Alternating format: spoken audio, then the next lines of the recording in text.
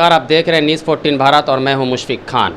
मैं इस वक्त मौजूद हूं, हमारे साथ हैं बिहार के पूर्व मुख्यमंत्री श्री जीतनराम मांझी और हम पार्टी के मुखिया और मौजूदा इमामगंज विधानसभा से विधायक जो हमारे साथ मौजूद हैं। आपका स्वागत है न्यूज़ 14 भारत में।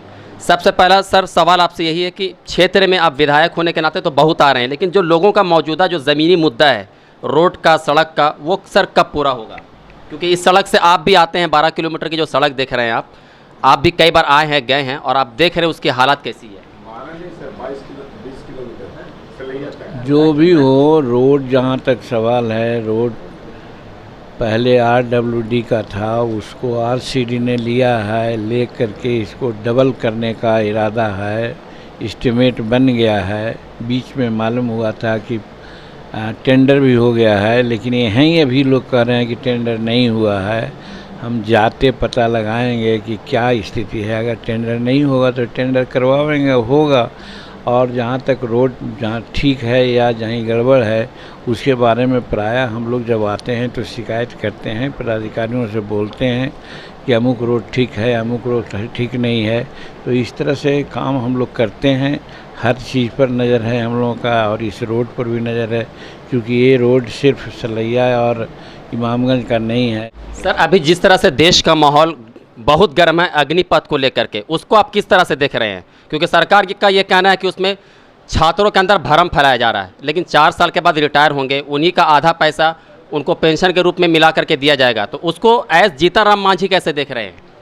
अब देखिए, आप लोगों को इसकी जानकारी लेनी चाहिए। अब हर जगह हर चैनल हमसे बात करेगा तब तो अलग बात है ना। कल ही दिल्ली के लोग आया था, हमसे लिया है, पटना में हमने बोला है, सब जगह कितना बोल रहे हम लोग। लेकिन ये एक ही चीज़ कहना चाहते हैं कि ये अग्निपथ योजना जो है वो हमारे विद्यार्थियों के भविष्य के साथ खिलवाड़ है, उसके शान शौकत के साथ खिलवाड़ है और इस तरह की योजना नहीं बननी चाहिए थी। 4 साल मानते हैं कि उनके साथ खिलवाड़ किया जा रहा है?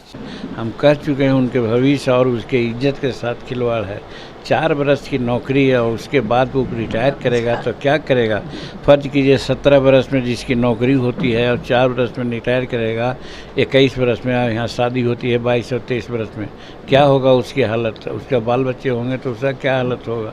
कहने का मतलब ये बहुत गलत एक्शन है भारत सरकार की।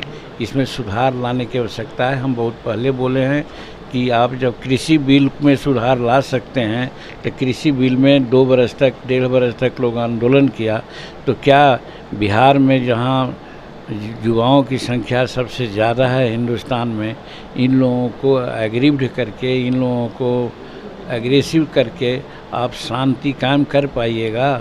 और शांति आप छात्रों के साथ कहाँ खड़े हैं? जिस तरह से आज विरोध प्रदर्शन किया, महागठबंधन ने राजभवन तक पैदल मार्च किया, तो क्या जीतनराम मांझी भी निकलेंगे उन छात्रों के लिए रोड पे?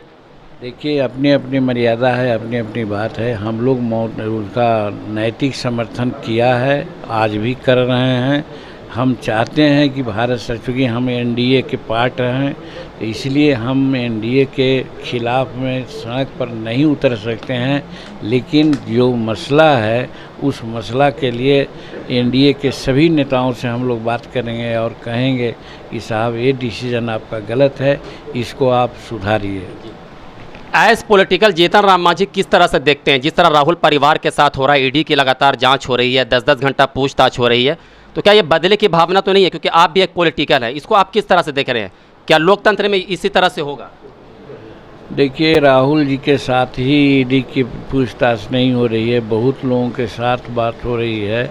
और सांच को आँच क्या है? अगर मान लीजिए कि राहुल जी ठीक हैं, हेराल्ड वाला मामला में जिस पर जांच चल रही है या पूछताछ हो रही है, तो एक बार पूछे नहीं 10 बार पूछे, उससे फ़र्क क्या पड़ता है?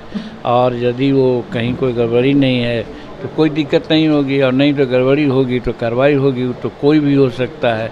तो वैसी परिस्थिति में जो ED है स्वतंत्र संस्था है, उसके क्रियाकलाप पर हम किसी प्रकार का चीज नहीं। कांग्रेस का तो आरोप है कि ये सत्ताधारी लोग इसका गलत फायदा उठा रहे हैं। आरोप तो कोई भी लगा सकता है, आप भी कुछ बोल सकते हैं, तो आरोप का जवाब कहाँ तक दिया जाएगा? आरोप उनका है, उनका अपने स्तर से सोच रहे होंगे कि ठीक है, लेकिन मैं मानता हूँ कि ED को काम करने देना चाहिए। ED निष्पक्ष संस्था है और किसी के खिलाफ भी जा सकती है।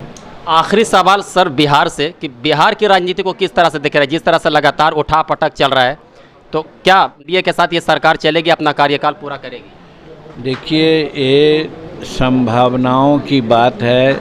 संभावना के बारे में बहुत कुछ नहीं बोला जा सकता, लेकिन चूँकि हम एनडीए के पार्टनर हैं और हम जदयू को भी जानते हैं, भाजपा को भी जानते हैं। भाजपा को ज़रूरत है जदयू की और जदयू को ज़रूरत है भाजपा की।